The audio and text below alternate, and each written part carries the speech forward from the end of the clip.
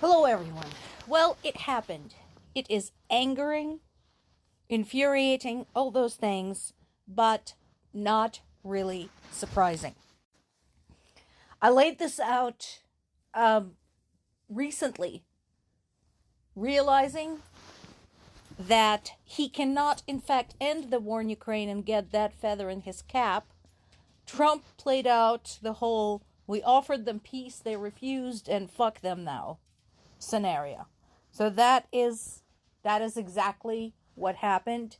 Again, this shouldn't shock anyone. Should it anger people? Yes, absolutely. Should something be done about it? 100%. But this should not be surprising.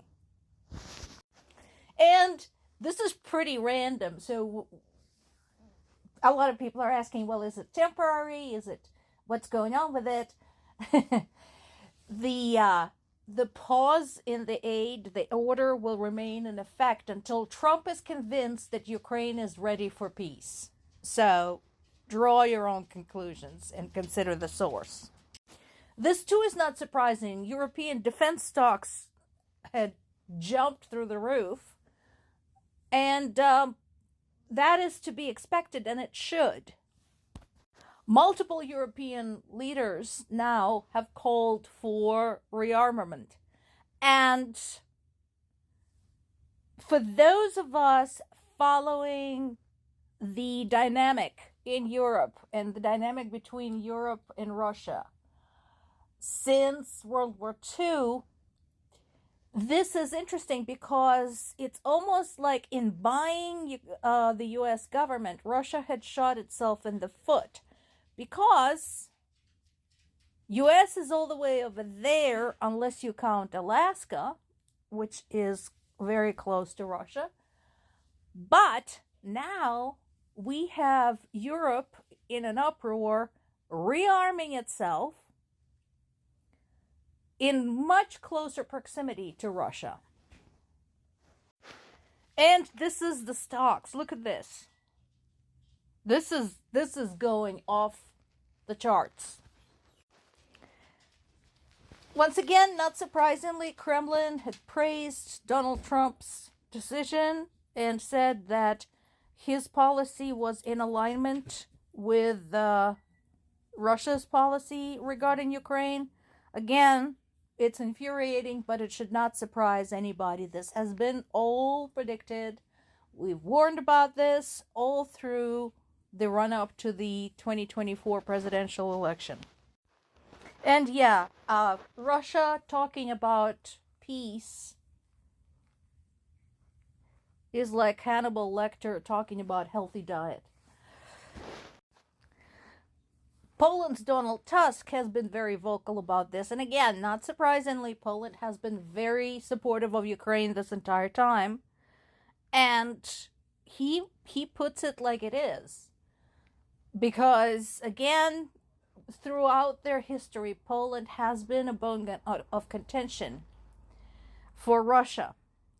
Polish people wanted to be free. Russian Empire did not want them to be free. And that resulted in a lot of tragedy and bloodshed for the Polish people. So, he is remembering what happened the last several times when Russia was allowed advantages in Europe.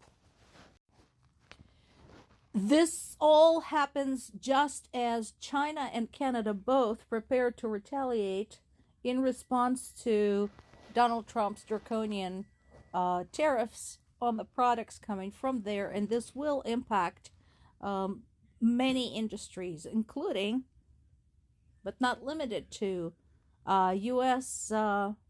Military. Because nobody seems to have done the analysis as to how much of the materials, rare metals, electronics comes from China and Canada. Stuff that actually is used by the US military. And once again, there is proof that Russia has absolutely no regard for human life, including their own. Russia is now orchestrating suicide missions trying to get across the Dnipro River. Now, why is this important? I encourage you once again to pull up the map of Ukraine and look at the invaded territories. You can see how the river kind of divides the country into two uneven parts, and how getting across that would give Russia a strategic advantage. So far, Ukrainians have been brilliant in defending the river. But again, they need some backing. They need some backing, they need some equipment, and they need some fresh troops. Zelensky pointed out that any kind of peace agreement with Russia is now farther than ever, and I agree with him. Considering the situation, considering all the circumstances, it is very, very far away. Of course, Trump immediately lashed out against him, saying, no, that is not true, because he lashes out at anyone who disagrees with him. But again, consider what we are talking about here. What Trump was proposing was not a peace deal. He was proposing a capitulation. And that is not the same deal. And every time somebody asks what Russia will be giving up, no specific answer was given. So it's not really a deal. You can't call it a deal. A deal is where both sides get something. In this case, Russia got everything they wanted and Ukraine got zip. So,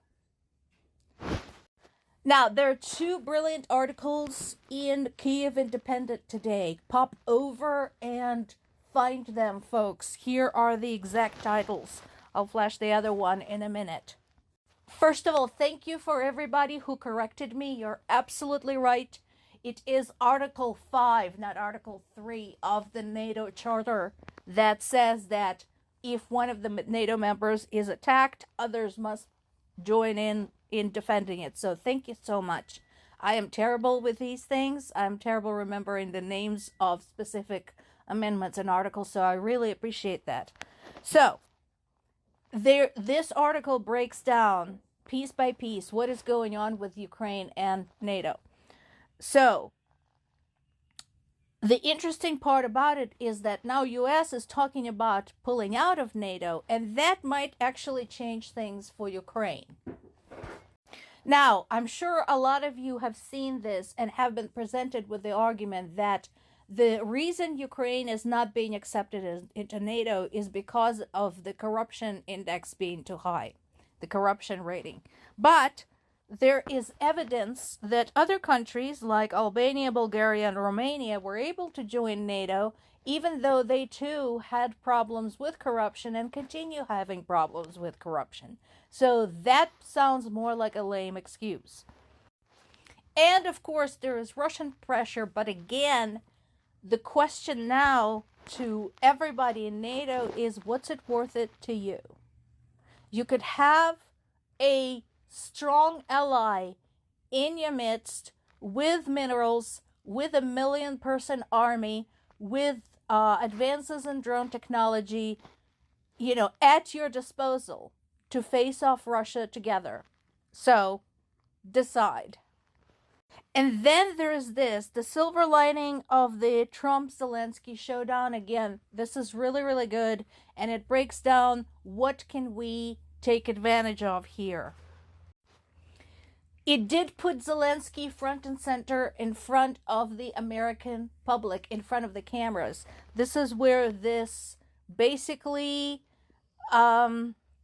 went against Trump, because it showed Zelensky as a strong leader.